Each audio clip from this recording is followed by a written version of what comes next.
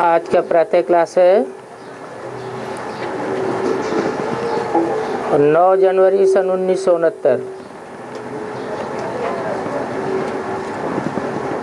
बाप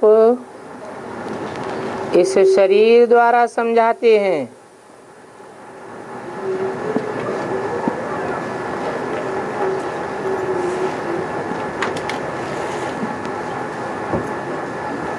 इनको जीव कहा जाता है।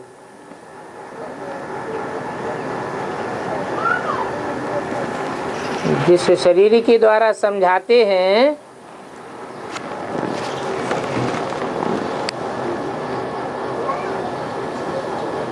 वो जीवित आत्मा है, क्योंकि इनमें आत्मा भी है। और तुम बच्चे जानते हो कि परमात्मा भी है।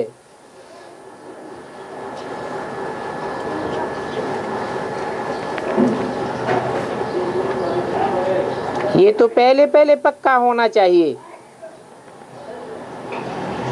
कि जिसके द्वारा समझाते हैं वो आत्मा भी है और परम आत्मा भी है। परम शब्द लगाते हैं तो किससे टैली किया? आत्माओं से टैली करते हैं।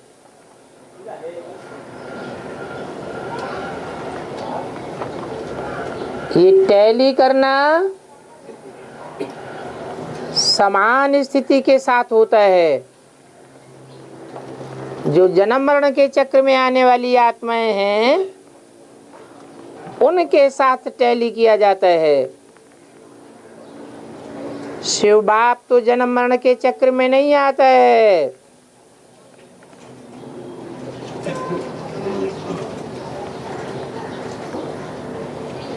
उनको टैली नहीं कर सकते कोई से। वो तो तुरीय आत्मा है। तो पहले पहले ये बात पक्की करनी है कि जिसमें आकर के समझाते हैं वो आत्मा भी है। और कैसी आत्मा है? परम आत्मा भी है। इसलिए इनको दादा कहते हैं। दादा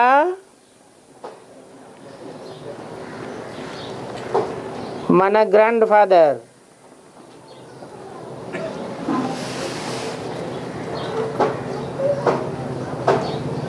सुप्रीम सोल को डाडे नहीं कहेंगे। उनके साथ तो एक ही संबंध है। आत्मा आत्मा बच्चे और परम पिता वो हमारा पिता है। बाप और बच्चों का संबंध है। ग्रैंडफादर और बच्चों का संबंध नहीं है। किसके साथ? सुप्रीम सोल के साथ। ये तो बच्चों को निश्चय है, तो इस निश्चय में ही रमण करना है।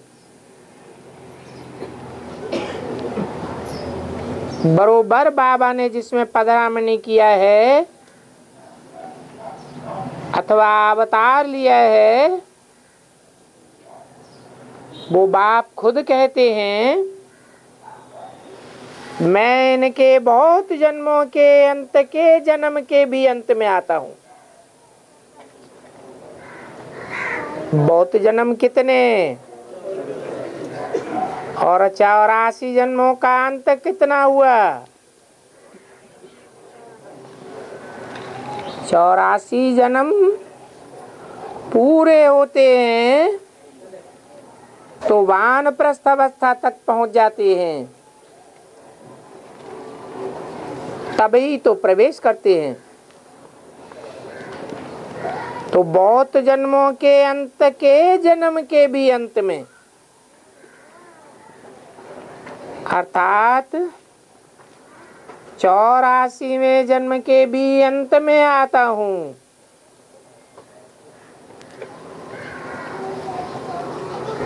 बच्चों को समझाया गया है,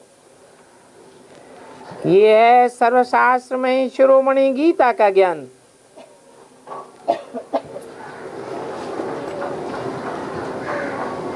जिसको श्रीमत कहते हैं, अर्थात श्रेष्ठ मत है। श्रेष्ठ ते श्रेष्ठ, ऊंच ते ऊंच मत भगवान की है। जिसकी श्रेष्ठ मत से मनुष्य देवता बनते हैं। देवताएं श्रेष्ठ होते हैं ना, तो बनाने वाला जरूर श्रेष्ठ ते श्रेष्ठ हुआ। तुम आते ही इसलिए हो कि यहाँ आकर के श्रेष्ठ बने। बाप भी खुद कहते हैं, मैं आता ही हूँ तुमको भ्रष्टाचारी विकारी मत से श्रेष्ठाचारी निर्विकारी मत वाला देवी देवता बनाने।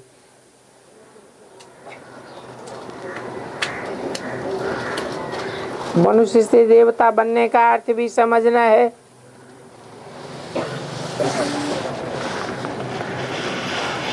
विकारी मनुष्य से निर्विकारी देवता बनाने बाप ही आते हैं।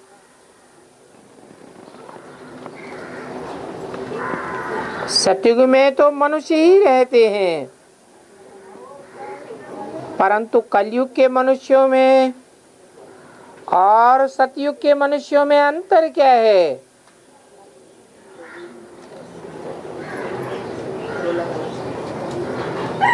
ऐसे नहीं कि सतयुग में मन नहीं होता है।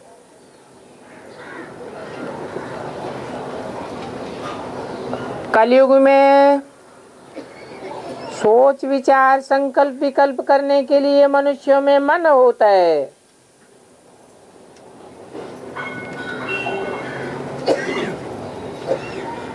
आत्मा तो मन बुद्धि सहित है,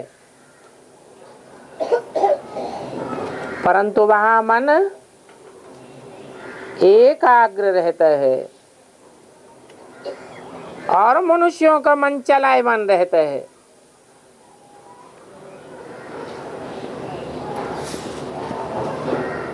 तो कलयुग में है आसुरी गुण वाले और सतयुग में है दिव्य गुण वाले देवता। है तो सारी मनुष्य सृष्टि, परंतु उनकी है ईश्वरीय बुद्धि और कलयुग में इनकी है आसुरी बुद्धि।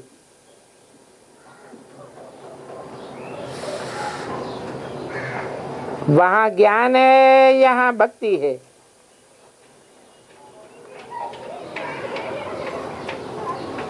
ज्ञान और भक्ति अलग अलग चीज है।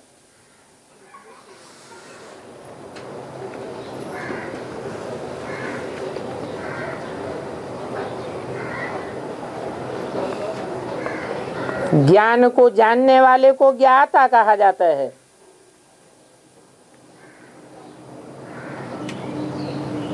किस बात को जानने वाले हैं देवताएं? सदैव आत्मा को जानने वाले हैं। तो बुद्धि का भाग न करना बंद हो जाता है।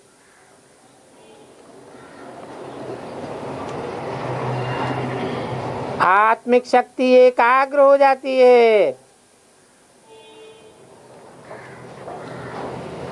तब प्रकृति उनकी दासी बन जाती है।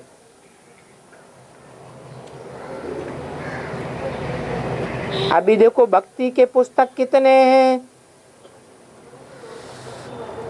और तुम्हारे ज्ञान की पुस्तक कितनी है? ज्ञान का सागर एक बाप है, तो उनका पुस्तक भी एक ही होना चाहिए।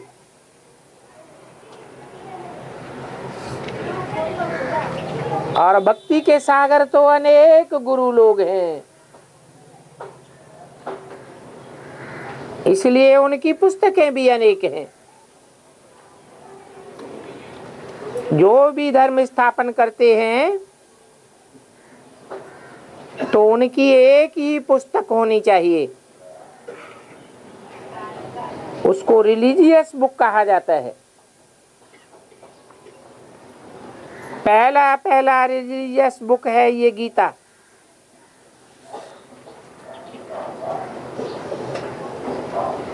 इसलिए इनका नाम ही है श्रीमद् भगवत गीता। अव्वल नंबर ये है, ये भी बच्चे जानते हैं, पहला आदि सनातन देवी देवता धर्म उन्होंने हिंदू धर्म कह दिया है। अब हिंदू धर्म तो है नहीं। मनुष्य समझते हैं गीता से हिंदू धर्म स्थापन किया।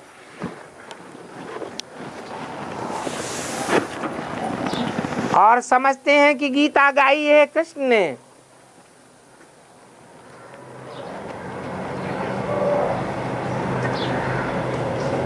अब कृष्ण ने गीता गाई और दिखाई दिया है इतनी हिंसा की।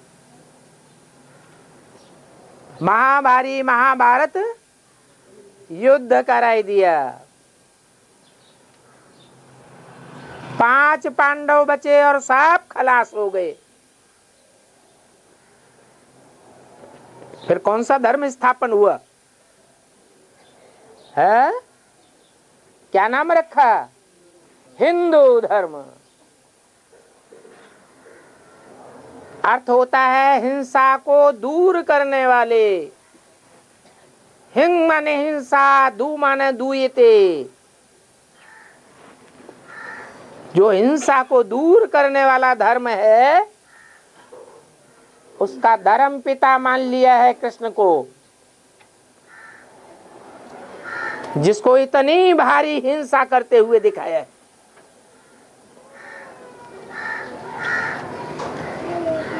उनको बताई दिया है गीता का भगवान।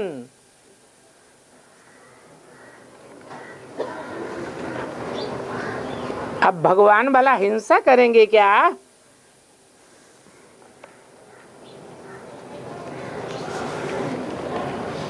कोई भी साधु सन्यासी से पूछो, हिंसा अच्छी चीज है या अहिंसा अच्छी चीज है?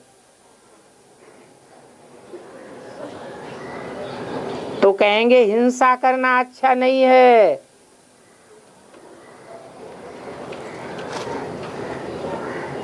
फिर उनसे पूछो तो कहेंगे ये तो परंपरा से कृष्ण ने गाई है।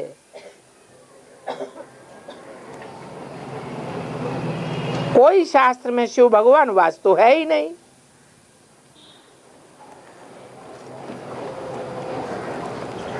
श्रीमत कृष्ण भगवान वाच लिख दिया है।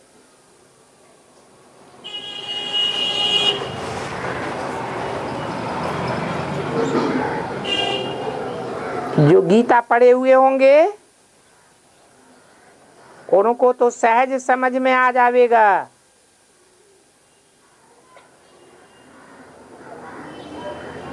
अभी तुम समझते हो कि इस बाप की सुनाई ही गीता से ही मनुष्य देवता बने हैं। बाप आकर कोई प्रकार की हिंसा करना नहीं सिखाते। बाप तो तुमको माया का हिंसक युद्ध करना सिखाते हैं।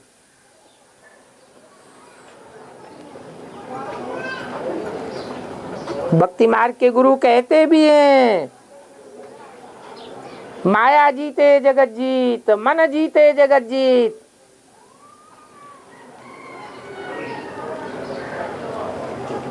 फिर दुश्मन कौन है? जरूर कहेंगे माया ही दुश्मन है। 5 विकार दुश्मन है।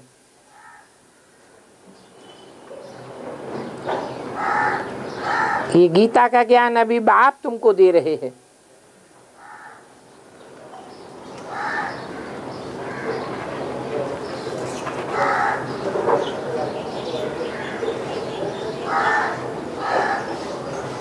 हिंसक युद्ध से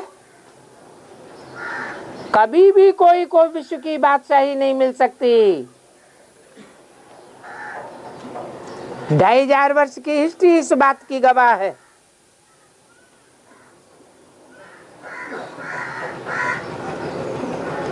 ये तो बाप ने माया का हिंसक युद्ध करना सिखाया। ये राजयोग से ही संभव है। और पवित्रता भी सिखलाई रहे हैं जोर से। अपवित्रता का काम ही है महाशत्रु काम विकार को बढ़ावा देना।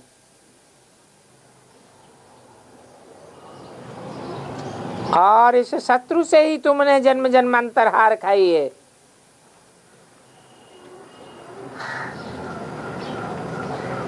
फिर मनुष्यों ने अपनी बनाई हुई गीता में ही लिख दिया है, हे अर्जुन, काम और क्रोध तेरे महाशत्रु हैं।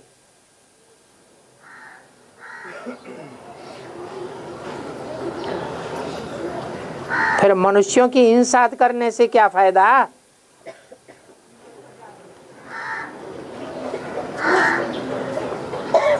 अभी फिर इन काम और क्रोध पर जीत पाने से तुम जगत का मालिक बन जाएंगे।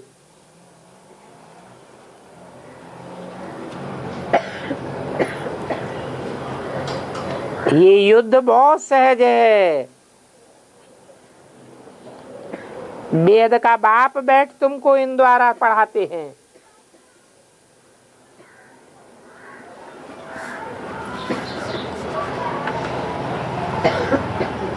वो सभी आत्माओं का बेहद का बाप है।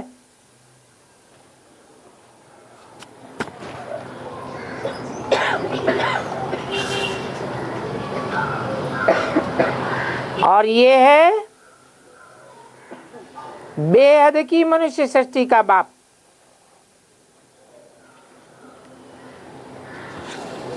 इनका नाम ही है प्रजापिता ब्रह्मा।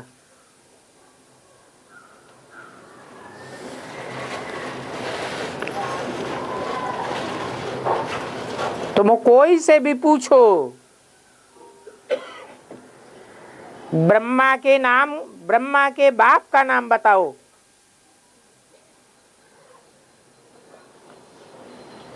तो मुझ पढ़ेंगे। ब्रह्मा, विष्णु, शंकर,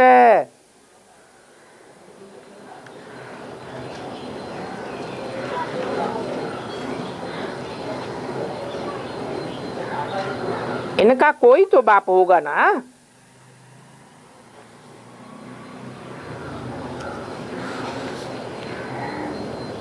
तुम दिखलाते हो। इन तीनों का बाप है निराकार।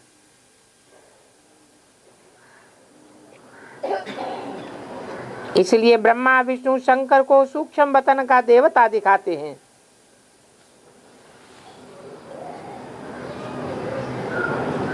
इनके ऊपर है शिव।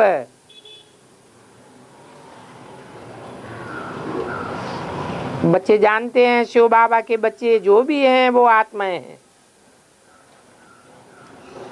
उन सभी आत्माओं ने शरीर धारण किया हुआ है।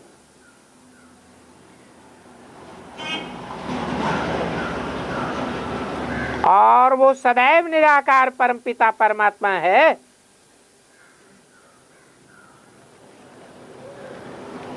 बल शरीर धारण किया हुआ है तो भी सदैव निराकार है, अर्थात निराकारी स्टेज में रहने वाला है। बच्चों को मालूम हुआ है निराकार परमपिता परमात्मा के हम बच्चे हैं। आत्मा शरीर द्वारा कहती है परमपिता, तो कितनी सहज बात है।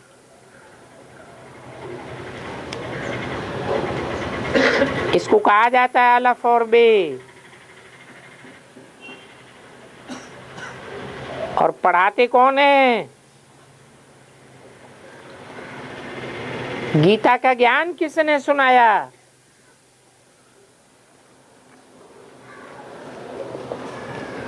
बाप ने हमें समझाया है कि श्री कृष्ण को भगवान नहीं कहा जा सकता।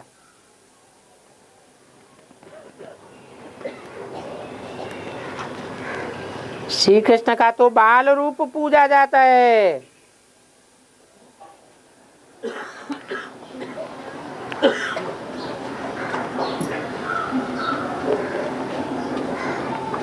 वो भगवान कैसे हो सकता है?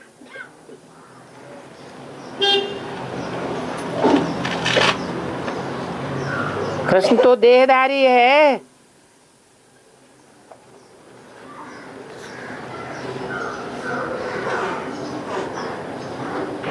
उन पर ताज आदि भी रखा हुआ है।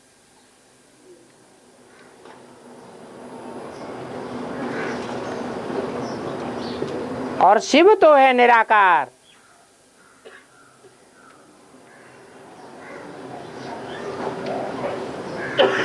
उन पर कोई ताज आदि नहीं है।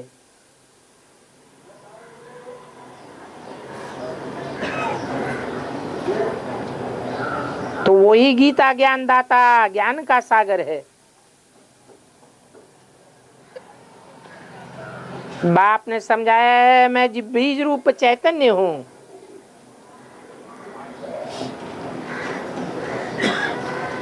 और तुम भी चैतन्य हो। तुम सभी झाड़ों के आदि मध्य अंत को जानते हो।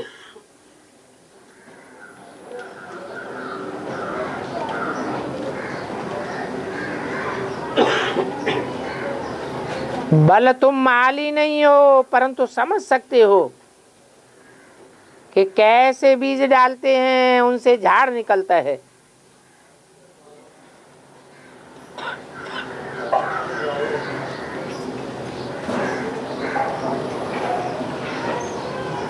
काय में बीज डालते हैं? है धरणी में बीज डालते हैं, फिर झाड़ निकलता है।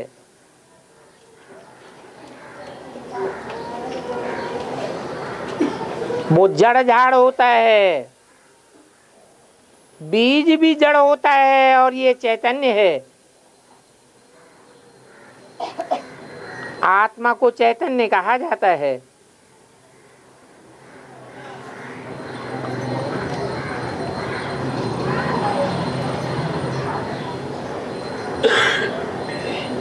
तुम्हारी आत्मा में ज्ञान है और कोई की आत्मा में ज्ञान होता नहीं।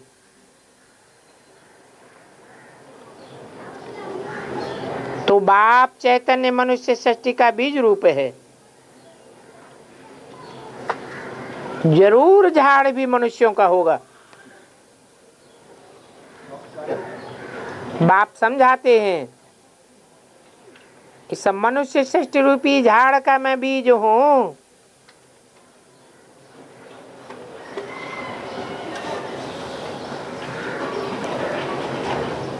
ये चैतन्य है।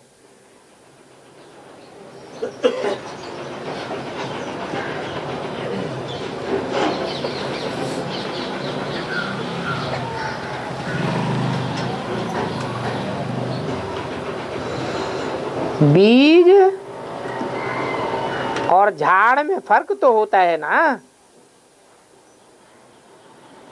आम का बीज होता है, वो डालने से आम निकलता है, फिर झाड़ कितना बड़ा हो जाता है।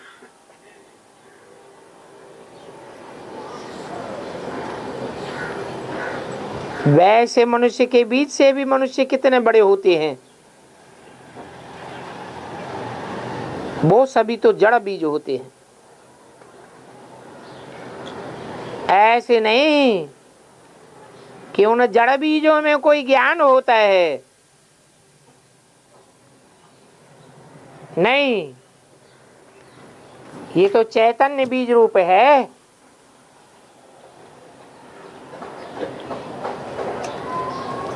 उनमें नॉलेज है सारी सृष्टि रूपी झाड़ का, उनमें ज्ञान है कि कैसे उत्पत्ति पालना फिर विनाश होता है। झाड़ तो बहुत बड़ा है, वो झाड़ खलास हो करके दूसरा नया झाड़ कैसे खड़ा होता है, ये गुप्त बात है। तुमको ज्ञान भी गुप्त मिलता है और बाप भी गुप्त आए हैं।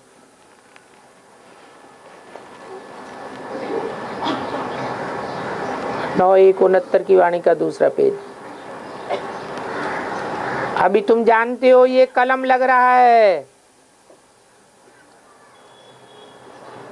अभी तो सभी पतित बन गए हैं। अच्छा, बीज से पहले पहले नंबर में जो पत्ता निकला वो कौन था?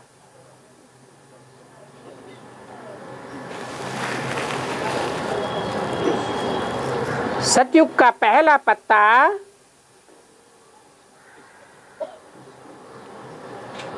कलाहीन होगा या 16 कला संपूर्ण होगा? और 16 कला संपूर्ण राम को तो नहीं कहेंगे। किसको कहा जाता है? कृष्ण को ही कहा जाता है।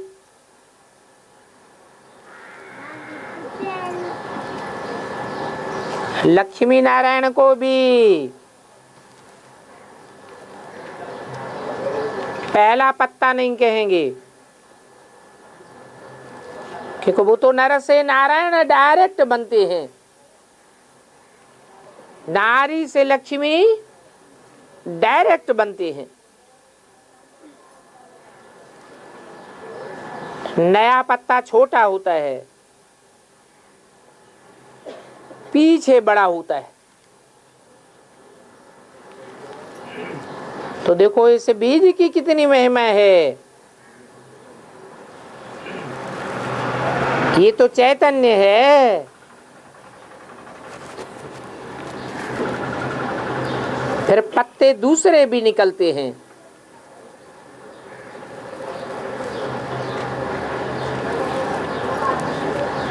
उनों की महिमा तो होती है ना।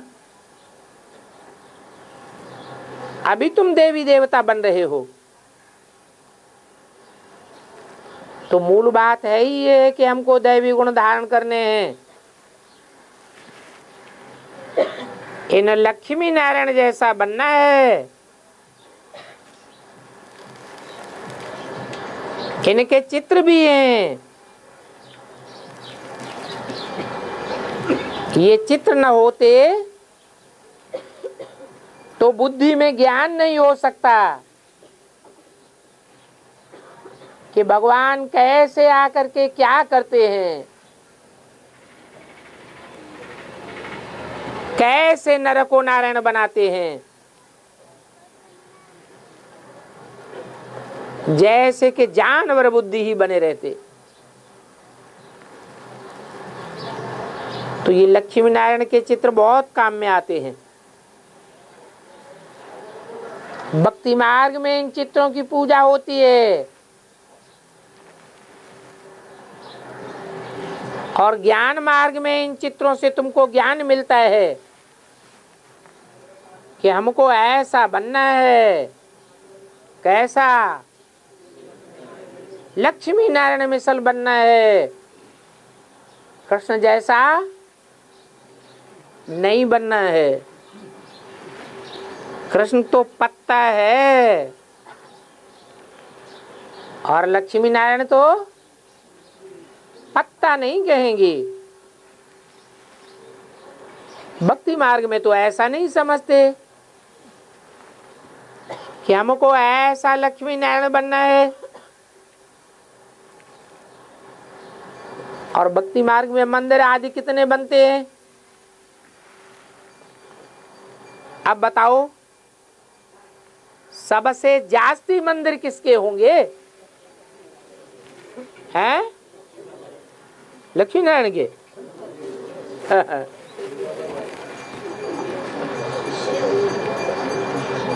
सबसे जास्ती मंदिर शिव बाबा के होंगे। ये नहीं कहा शिव बाप के होंगे। किसके होंगे? शिव बाबा के होंगे। जो शिव बाबा बीज रूप है,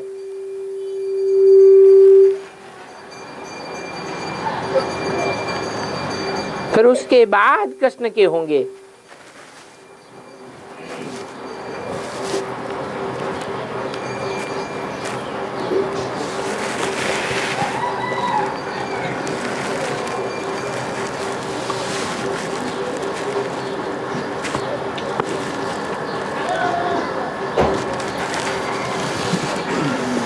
पहले पहले ये लक्ष्मी नारायण है।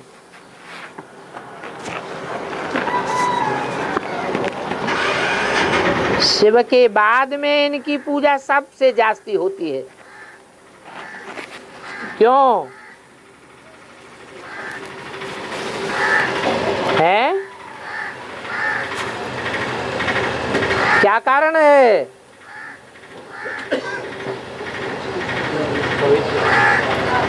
शिव तो है निराकार और लक्ष्मी नारायण है साकार। निराकार के गुण दोष नहीं होते हैं, वो गुणातीत कहा जाता है। गुणों और अवगुणों दोनों से ही परे है। न वो गुणी बनता है और न वो अवगुणी बनता है। बाकी सिर्फ गुणवान लक्ष्मी नारायण को कहेंगे, जिनमें कोई भी अवगुण नहीं है। इसलिए एक ही देवता है जिसकी संसार में कोई भी ग्लानि नहीं होती है और शास्त्रों में भी किसी प्रकार की ग्लानि नहीं की हुई है।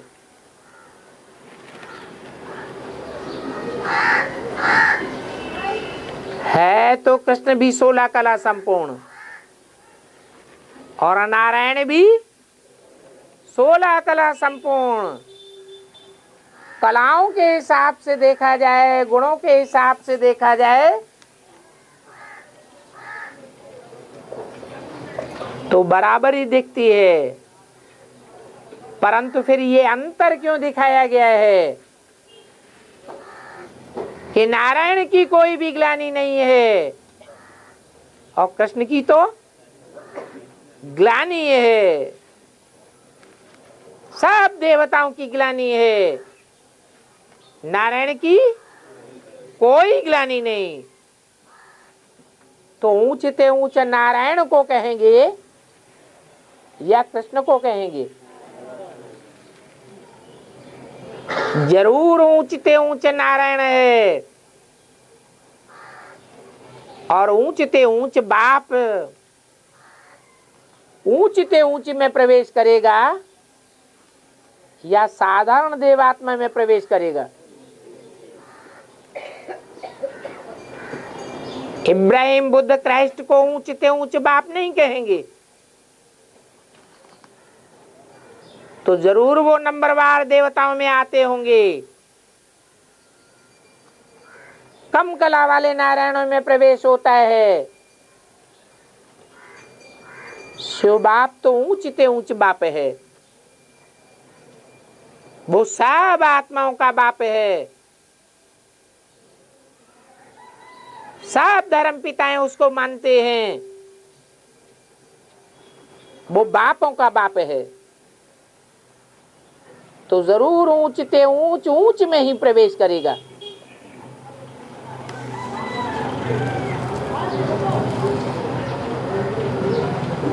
ये भी जानते हो कि माताओं को ज्ञान कलश दिया गया। माताएं तो ज्ञान दाता है।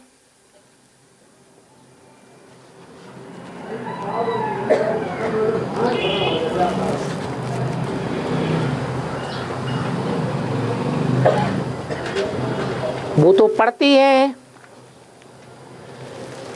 बाप तुमको पढ़ाते हैं, परंतु तुम किसकी पूजा नहीं करती हो।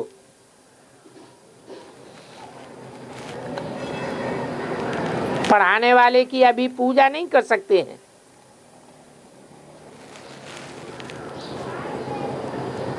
जब तुम पढ़ करके फिर अनपढ़ बनेंगे तब फिर पूजा करेंगे। अभी तुम सो देवी देवता बनते हो। तुम जानते हो जो हमको ऐसा देवी देवता बनाते हैं उनकी पूजा होगी, फिर हमारी भी पूजा होगी नंबरवार।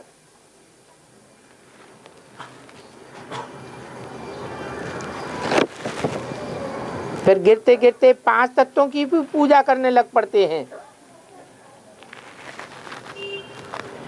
शरीर 5 तत्वों का है ना,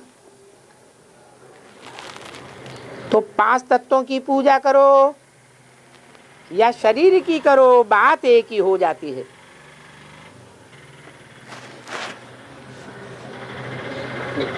जैसे शिव बाप 5 तत्वों से परे है, परंतु शरीरधारी में आता है। कहते हैं मुझे साकार में आए हुए को निराकार में याद करो, परंतु फिर याद करने वाले निराकारी स्टेज में टिकते हैं या निराकार को बिल्कुल भूल जाते हैं, भूल जाते हैं और साकार में टिक जाते हैं। ऐसे ही भक्ति मार्ग में भी जब सब तुम सतो प्रधान भक्त थे तो एक शिव की पूजा करते थे। फिर कलयुग में आते आते देवियों की भी पूजा करने लग पड़े, 5 तत्वों की भी पूजा करने लग पड़े, सांप आदि जानवरों की भी पूजा करने लग पड़े। भगवान को जानवरों में भी व्याप्त कर दिया।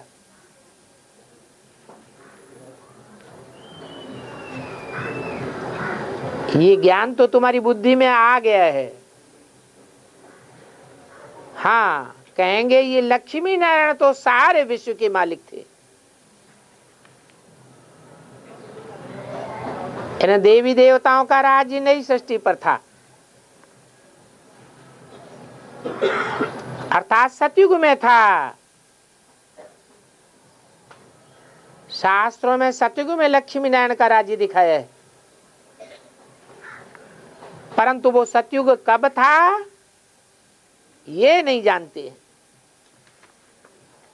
कह देते हैं लाखों वर्ष हुए। अभी लाखों वर्ष की तो बात कब किसी की बुद्धि में ठहर ही नहीं सकती। अभी तुमको तो स्मृति आती है, हम आज से 5000 वर्ष पहले आदि सनातन देवी देवता धर्म के पक्के थे। बाद में फिर देवी देवता धर्म वाले नंबरवार और धर्मों में कन्वर्ट हुए हैं। फिर कन्वर्ट होने के बाद अपने को हिंदू कहने लग पड़े। पतित होने के कारण हिंदू कहते हैं। अपन को देवी देवता कहना जैसे कि शोभता ही नहीं, क्योंकि पवित्र है ही नहीं।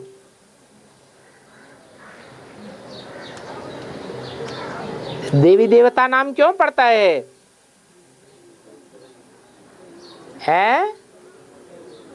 क्योंकि बुद्धि में देने की बात रहती है, कोई से लेने की बात नहीं रहती। सुख देने की बात बुद्धि में आती है, कोई से सुख खींचने की बात बुद्धि में नहीं आती है।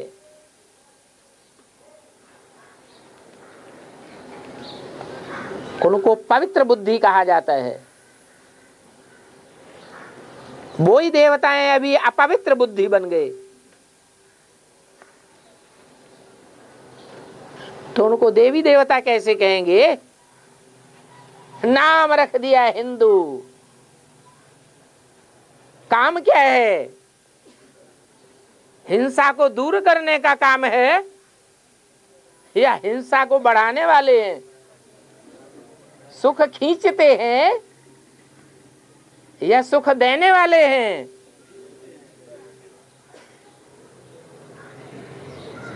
नाम रख दिया हिंदू, काम देखो कैसा हो गया है। परंतु मनुष्यों में ज्ञान ही नहीं है, तो देवी देवता के टाइटल दे देते हैं। श्री श्री का टाइटल लगा देते हैं। कहाँ वो पावन पूज्य देवताएं और कहाँ ये पतित। पावन देवियों की पूजा करते हैं तो जरूर अपवित्र हैं।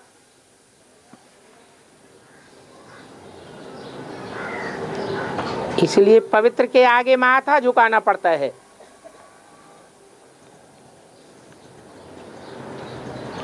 भारत में खास कन्याओं को कितना नमन करते हैं।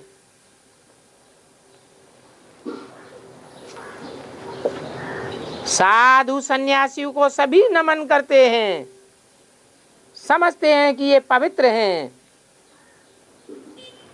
पवित्र जीवन बिताते हैं। परंतु वो साधु सन्यासी भी कन्याओं की पूजा करते हैं, नमन करते हैं। कुमारियों को ही नमन करते हैं, कुमारों को क्यों नहीं नमन करते?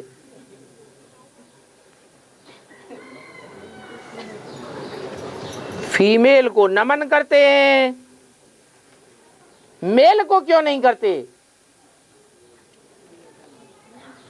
क्यों नहीं करते हैं?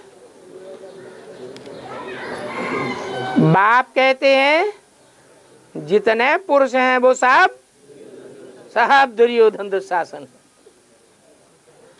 खींच खींच के सुख लेने वाले हैं। वो नमन करने योग्य हैं। देवताओं को नमन किया जाता है। इसलिए इस समय ज्ञानामृत भी पहले माताओं को मिलता है।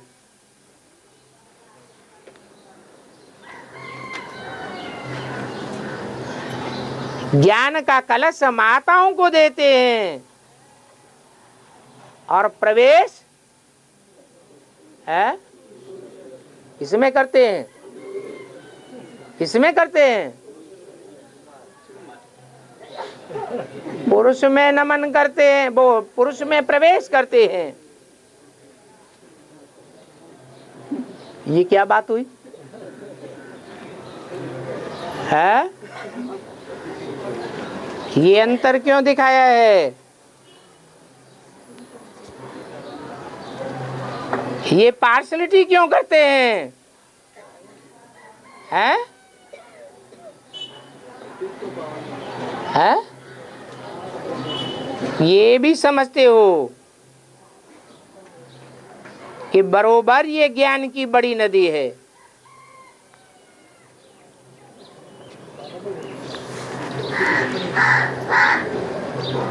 ज्ञान की नदी भी है,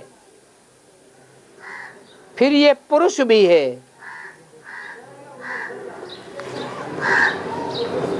और है ये सबसे बड़ी नदी।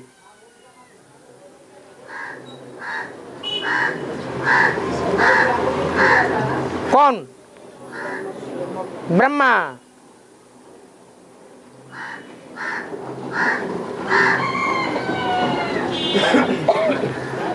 ब्रह्मा स्त्रीलिंग नाम है या पुल्लिंग नाम है?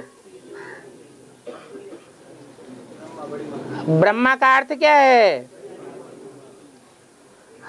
ब्रह्म माने बड़ी, माँ माने माँ, तो स्त्रीलिंग हो जाती है।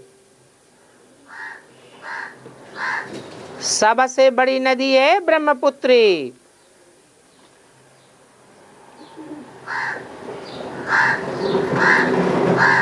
ब्रह्मपुत्री क्यों कहा?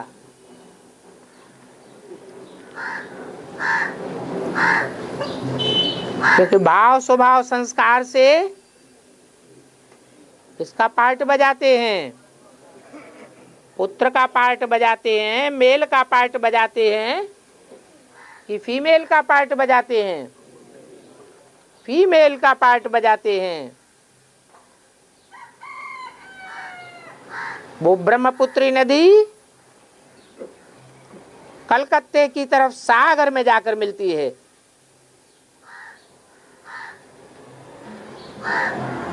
पहाड़ों की ऊंची ऊंची स्टेज से बहकर आती है।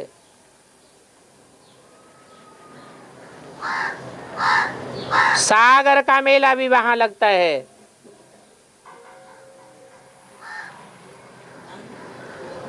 परंतु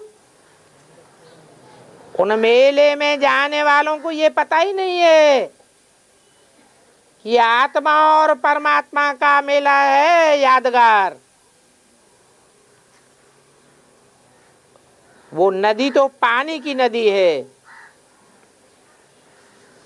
जिस पर नाम ब्रह्मपुत्री रखा है।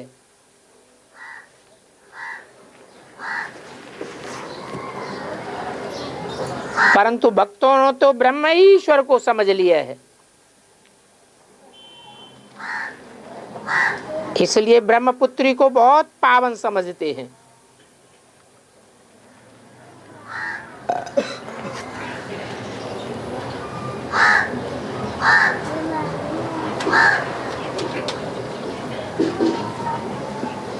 वो ब्रह्मपुत्री कहाँ से निकलती है?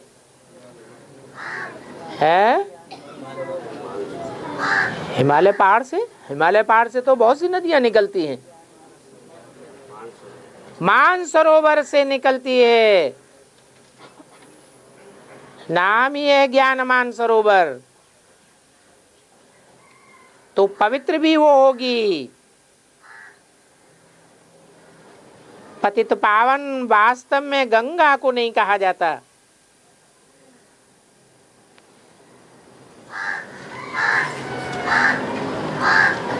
ब्रह्मपुत्री को कहा जावे। मेला भी उनका लगता है।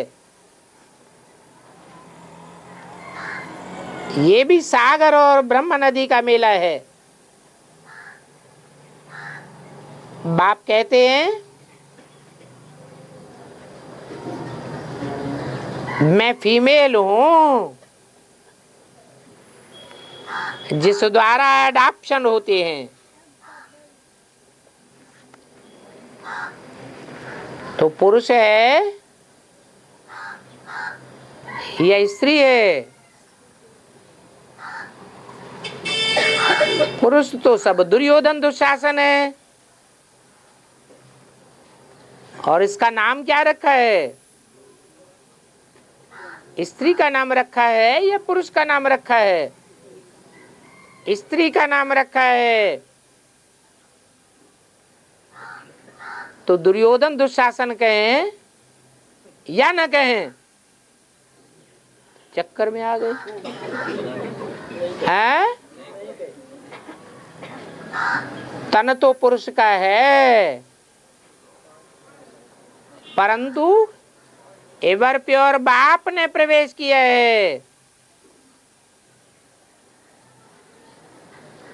इसलिए ये बहुत गुह्य बातें समझने की हैं। गाया भी जाता है त्वमेव माता च पिता त्वमेव। ये ज्ञान फिर प्रायः लोप हो जाता है। बाद में फिर मनुष्यों ने बैठ शास्त्र आदि बनाए हैं। सतयुग में तो शास्त्र आदि होते ही नहीं है। जो धर्म स्थापन करते हैं उनके नंबरवार शास्त्र भी निकलते हैं।